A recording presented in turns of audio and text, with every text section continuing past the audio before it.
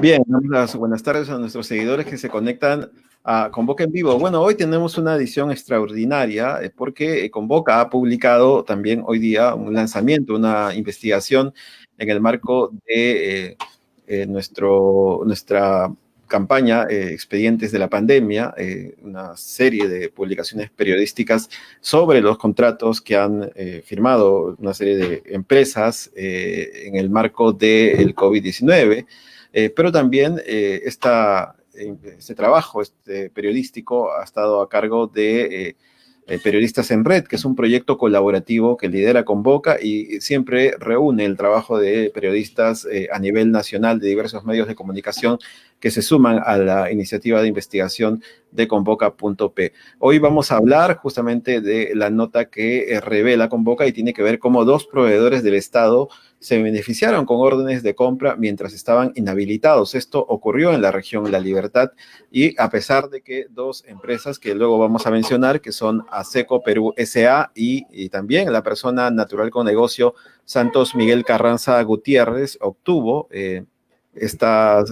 ambos obtuvieron, mejor dicho, contratos con el Estado recientemente en la pandemia, a pesar de que antes habían sido cuestionados por haber pues cometido varias infracciones y haber sido inhabilitados por el organismo supervisor de contrataciones del Estado. Hoy vamos a conversar con Elena Miranda, quien es periodista de Convoca, que está con nosotros y que ha realizado esta investigación junto con otros colegas periodistas que han hecho el trabajo, y el doctor Roberto Benavides, que es especialista en contrataciones del Estado, agradeciéndoles de antemano a ambos por estar con nosotros. Gracias Antonio. Gracias por la invitación y bueno, colaborar nuevamente con esta investigación tan importante que va a ayudar bastante a la transparencia y la fiscalización ciudadana que se tiene que hacer con respecto a las compras públicas, ¿no? Que es el dinero de todos nosotros en realidad. Ok, yo quería hacer mi primera pregunta y luego pasar un poco con Elena para que también cuente un poco más el contexto de la información publicada. Bueno, cae de maduras, ¿no? Era que cómo el sistema no verifica los antecedentes de una empresa o de dos empresas, una empresa y una persona natural con negocio que han cometido o han tenido faltas en el marco de contrataciones hechas en años anteriores, han sido suspendidas para contratar con el Estado. Sin embargo, vuelven a hacerlo en etapa de COVID-19 y con montos mucho mayores. Sí, buenas tardes a nuestros seguidores. Este reportaje en La Libertad fue elaborado con la colaboración de la periodista Mari Carmen Ballenas, que ella es la que ha estado recopilando la información a partir de una base de datos que ha construido Convoca, cruzando información de las contrataciones que se han realizado en esta época de pandemia del COVID-19 con información de empresas inhabilitadas por OCE en años anteriores, ¿no? Si bien estas dos empresas que mencionamos no han estado impedidas de contratar con el Estado durante la época de pandemia, es muy importante fijarse en los antecedentes de esta empresa, qué ha pasado en años anteriores con estas empresas, con estas personas naturales, para saber qué ocurrió con ellas, en qué sanciones incurrieron, qué normas infringieron y tener en cuenta eso para poder proyectarse en un futuro si es que se pudieran repetir esas situaciones. Y esto es lo que nosotros hemos encontrado al cruzar la información con la base de datos que habíamos construido y se detectó que una empresa en La Libertad, ASECO, y un proveedor, una persona natural, Miguel Santos Carranza, en años anteriores a la pandemia, habían sido inhabilitados por faltas graves, no eran por cosas sencillas, por faltas graves, fueron sancionados, ellos dieron su versión, se defendieron, pero igual se les impuso esas sanciones y sin embargo, en este periodo en el cual ellos no debían contratar con el Estado, se generaron 207 órdenes de compra y de servicio, 202 de ASECO y 205 de Miguel Santos Carranza. Entonces nosotros hurgamos e investigamos sobre esas órdenes de compra y de servicio efectuadas en este periodo de inhabilitación y buscando información en los contratos, en las mismas órdenes de compra y también recogiendo la versión de los involucrados. Entonces confirmamos que en el caso de la empresa Seco, muchas de esas órdenes provenían de contratos anteriores al periodo de inhabilitación, pero hubo otras que sí eran órdenes de compra y de servicio que habían sido pactadas en el periodo de inhabilitación, y la justificación de esta empresa es que eran órdenes de compra y de servicio inferiores, por sumas inferiores a 3 UIT o inferiores a 8 UIT a partir de 2016, ¿no? Y en el caso de la persona natural, en un primer momento no recordaba que la hayan sancionado, pero al hacerle recordar con información oficial ya aceptó lo que había ocurrido, ¿no? Entonces acá también es importante ir por el lado de las empresas, de las instituciones del Estado que hacen estas contrataciones y que no se toman el tiempo o no tienen la voluntad de verificar los antecedentes de esas empresas y de estos proveedores. Ok, y quería preguntarle inmediatamente al doctor Benavides, ¿qué le parece, no, esto? Porque uno entendía que un registro de empresas y personas con negocio existe y tendría que existir también el antecedente, ¿no? ¿Cómo finalmente ocurre que se contrata a empresas que han tenido serios antecedentes, 3 años inhabilitada, que es un plazo bastante alto, y llega pandemia y luego otra vez contrata? A ver, Antonio, buenas tardes, Elena. Nuevamente, bueno, agradecerles por esta invitación. Y bueno, para enfocarnos en el tema, básicamente de contrataciones, y siempre sale, mira, desde Richard Swing, ¿eh? Desde Richard Swing han aparecido estas órdenes y estos temas, y desde antes, ¿eh? Tenemos no solo ese caso, sino hay un montón de casos. Entonces, hay un tema de un control de riesgos que ya está de moda, no solo en el tema privado, sino en el tema público. Un control de riesgos al momento de contratar. O sea, no solo que me vaya a incumplir, porque, como dice Elena, puede haber tenido una sanción grave. Entonces, yo sé que es un proveedor que no me va, o sea, que tiene, digamos, un récord, un registro de probablemente un incumplimiento, de probablemente presentar documentación falsa, que como saben es algo que se está volviendo usual, lamentablemente, dentro de las compras. Pero igual, hay una baja fiscalización por parte del logístico, en un caso del experto en abastecimiento, y del otro lado también, y eso no podemos obviarlo, puede haber un empuje político, ¿no? Del lado político que le dice al técnico hay que contratar. Eso ya son malas artes que se conocen o se hablan lamentablemente en este tema de contrataciones, que a veces el logístico, el técnico tiene que contratar con tal persona y hay muchos que no lo hacen por suerte. Pero los otros son los que no buscan o hacen como ustedes una cruce de información para saber con quién estoy contratando, porque es muy importante saber con quién uno contrata, porque en base a eso vamos a ver si se cumple o no se cumple lo establecido dentro de la situación. Entonces, primero hay que fijar el rubro, hay que ver con quién se está contratando y en este caso ver el marco normativo, un tema importantísimo y un tema que todo el mundo habla. Está fuera de la norma de contrataciones, pero ahorita les explico en sencillo. La norma dice, con estas, como son cuantías no tan abundantes, por lo tanto lo sacamos de la norma. Digamos, lo haces a dedo, llamémosle así, prácticamente. Cumpliendo solo algunos principios. Eso es lo que la norma te dice.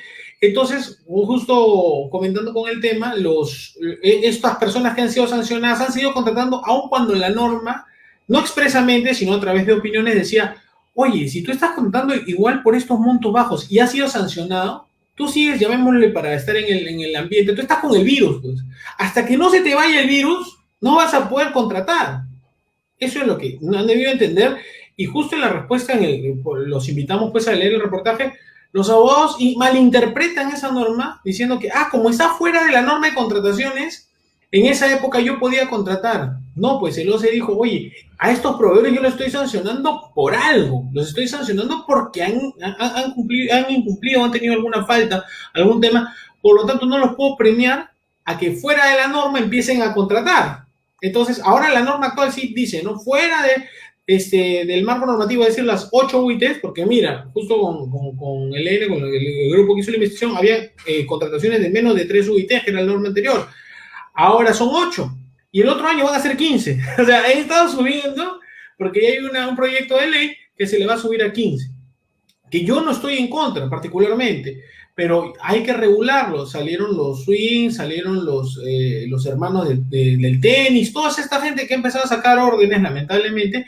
No estoy en contra de las órdenes, pero debe regularse de una manera, digamos, especial de los casos por casos que se van a hacer, porque lamentablemente lo están haciendo a diestra y siniestra, y ahora con Boca va a tener más trabajo porque estamos a fin de año, no han gastado plata y vamos a ver cuántas órdenes van a salir, señores. O sea, van a salir órdenes este mes. Ahorita el Estado está que saca órdenes que da miedo.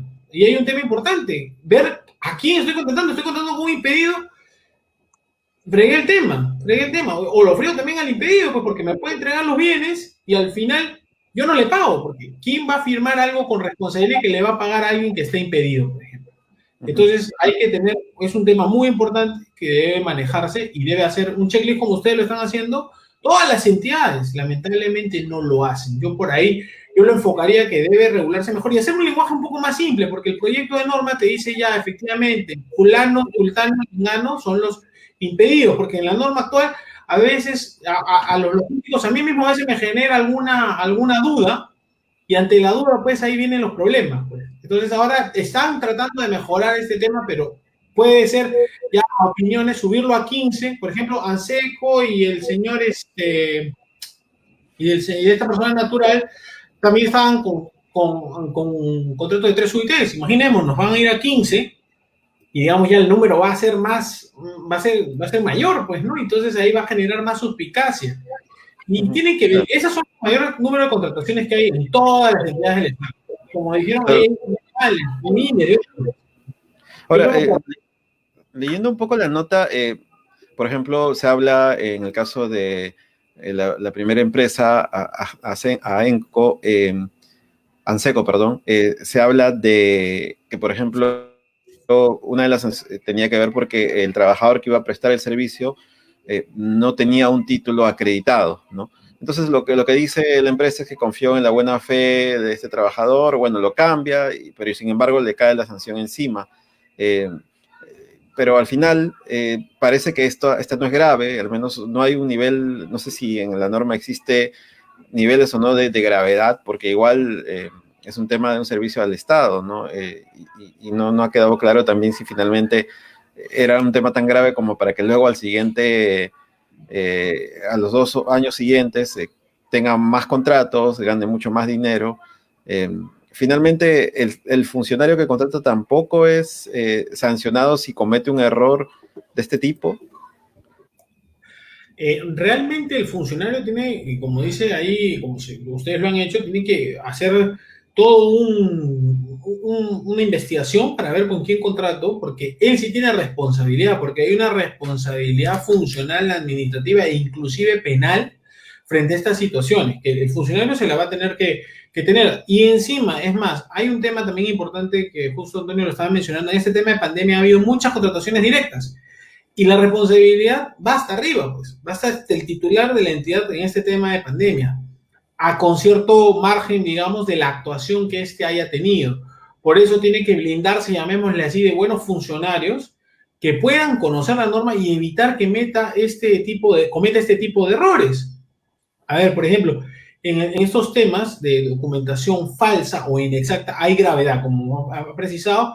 Hay un tema de documentación falsa y una documentación inexacta que tiene, digamos, sus tamices de gravedad. Normalmente, lo que lamentablemente, imaginemos lo que yo te digo, Antonio, yo soy ingeniero y yo te hago la obra, pues esa obra no se va a desplomar, pues. O sea, y hay muchos que van en ese sentido y lamentablemente ahí se les sanciona a toda la empresa. Entonces uno puede decir, claro, a mí yo fui el engañado porque yo presenté a esa persona para que haga el tema de ingeniería en la obra que yo iba a ejecutar. Claro, pero tú te llevas la responsabilidad, porque tú eres el que tú lo estás presentando. Entonces, ahí hay un tema importante. Y encima, tú has ganado porque a esa persona le has escogido por sus características, sus credenciales. Y todas son falsas. Puede pasar, ya ha pasado, ¿no? Ha pasado.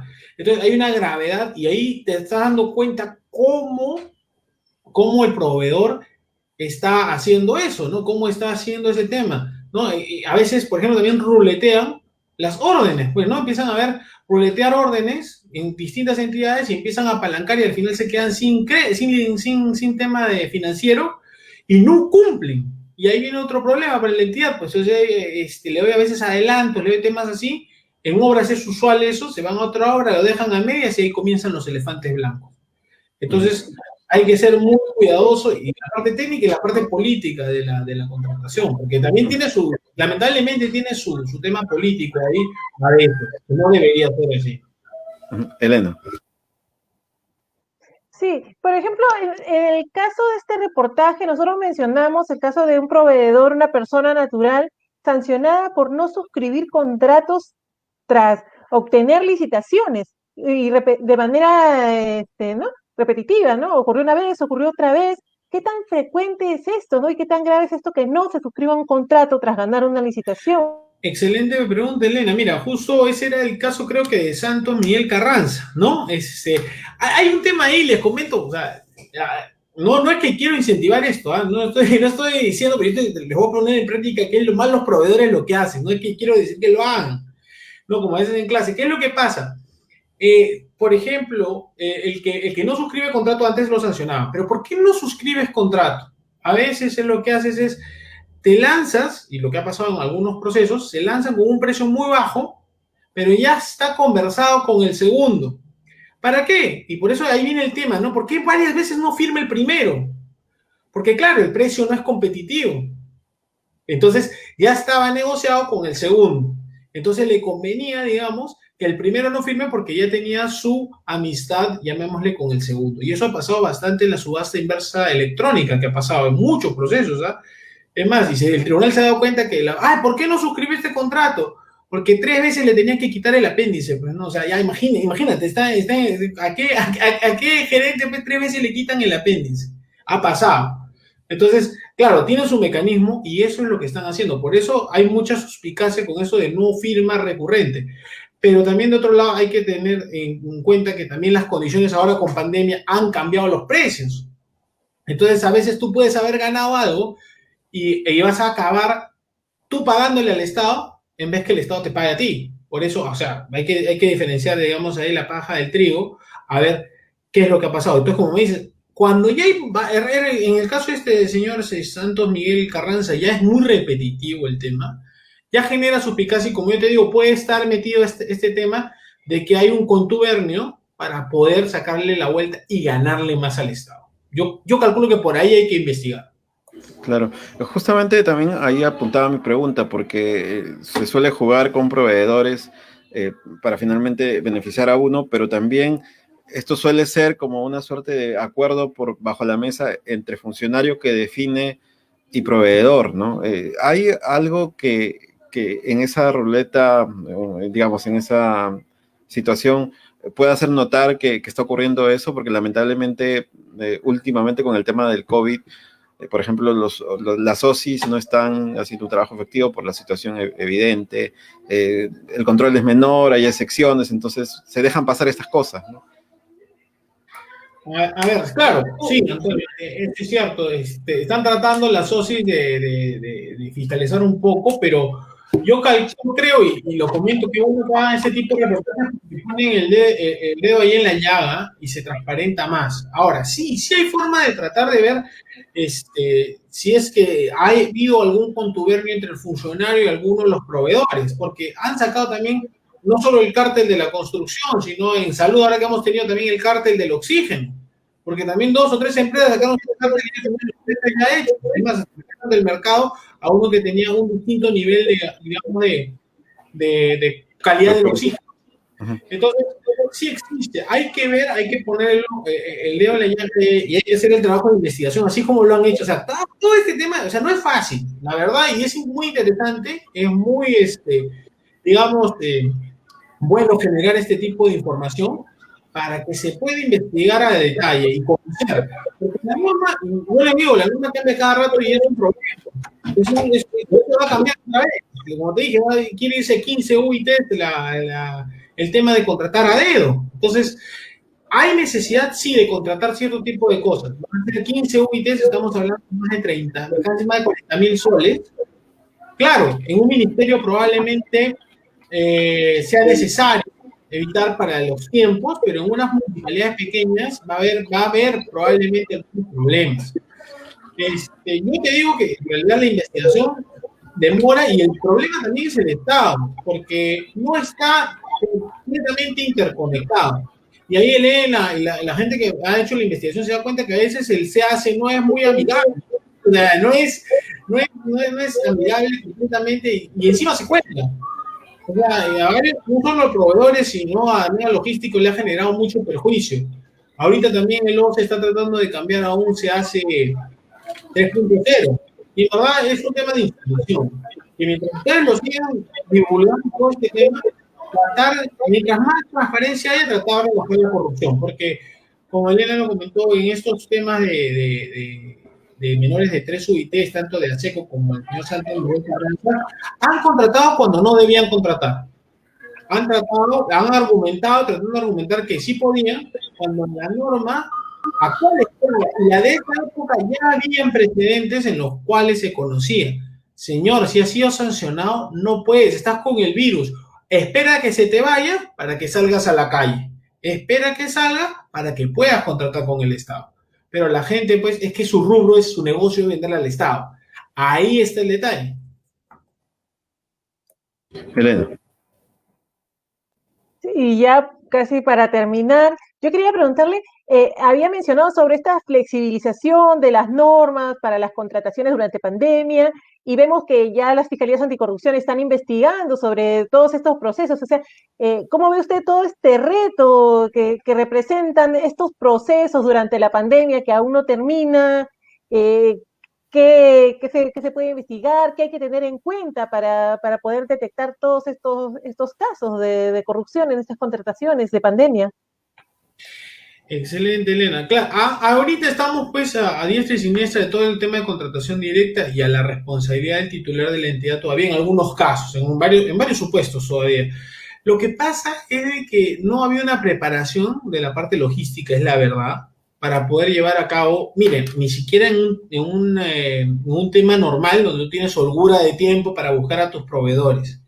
Ahorita, y ahí viene la parte política, que eso es más importante investigar a veces, incluso diría yo, donde los alcaldes dicen, oye, a tales proveedores, y el mismo, o sea, no está sancionado, pero la Contraloría, la SOCI lo han detectado en casi todas las contrataciones, por ejemplo, por COVID, en las que vendían medicina, vendían temas de abarrotes, todos los temas que necesitaban empresas de construcción. Raro, o sea, ya no está sancionado, pero ahí te das cuenta que, claro, puedes cambiar de rubro, está bien, todos hemos cambiado de rubro, nos hemos adaptado a la nueva normalidad, pero qué coincidencia que justo las empresas que ganaban, las empresas de obras, las licitaciones de obras en municipalidades, empiecen a ganar en otro rubro. Ahí hay que hacer un match y saber, oye, ¿qué pasa con la parte técnica? ¿Qué pasó con la parte política? ¿Cómo gestionamos estos riesgos? ¿Y quién es el que ha tenido la incidencia de tomar la decisión? ¿Y quién es el que tenía la información? Porque claro, se conoce y lo puedo decir, y mucha gente no lo dice, muchos alcaldes tienen este famoso diezmo que debe desterrarse y debe, digamos, salir a ir directamente a ese punto para poder reventar esa llaga y que los procesos sean más transparentes. Ahora, yo como veo estos temas, ¿qué te diría? Que es transparente en todo. Es más, hay algunas municipalidades que me han gustado que han sacado sus procesos por Facebook. O sea, transparenta todo. Mientras más transparente tengas, menos problemas vas a tener, porque te van a decir eres menos arbitrario y menos, o sea, no escapas al 100%, como igual pasa poniéndolo en comparación con lo que estamos viviendo. Puedes usar todos los protocolos, pero no es que seas inmune, ¿no? No tienes una inmunidad total. Entonces, igual, mientras mejores protocolos tengamos, menos porcentaje, digamos, de contagio se va a tener, igualito con ese tema y con el tema de la corrupción que está enquistada en este tema de contrataciones con el Estado. Bien, doctor Benavides, le agradecemos por haber estado con nosotros esta tarde. Igual vamos a estar siempre recurriendo a usted porque, bueno, nos dice las cosas con claridad. Hemos publicado esta nota también con su análisis y queremos agradecer también a todos los que nos han visto hoy en vivo. Usted puede visitar la nota o encontrar la nota en convoca.p, es la nota de portada en este momento, para conocer un poco más al detalle de lo que ha investigado Convoca a través de periodistas en red y este especial Expedientes de la Pandemia. Así que puede ver la nota en la página web y también vamos a terminar mostrando justamente un video resumen de esta investigación que ha realizado Elena Miranda con la colaboración de periodistas regionales a través de Periodistas en Red. Muchas gracias, doctor Benavides, también por haber estado con nosotros, y también gracias, Elena. Gracias a nuestros seguidores. Bien, gracias, doctor Benavides, también, muy amable.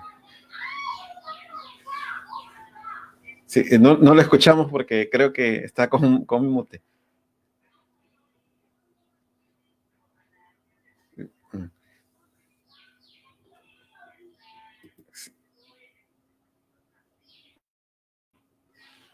Bien, ahí.